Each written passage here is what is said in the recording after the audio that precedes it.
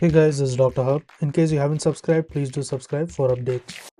Types of calcium channel blockers and blockers. So the first one will be the L type.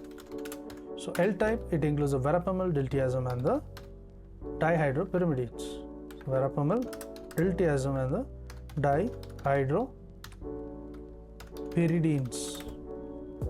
Then comes the T type. So what is meant by the T type? The T type is the flunarizine, ethosuximide as well as the mibifredil. Flunarizine, ethosuximide as well as the mibifredil. So all these are the T types: flunarizine, ethosuximide, and the mibifredil. Next is the N type. The N type, the blocker, it includes the gabapentin and also the ziconidium, ziconotide. So the N type is the gabapentin and the ziconotide. And what will be the P and Q type? P and Q type, it includes the omega agatoxin 4A. What about R type?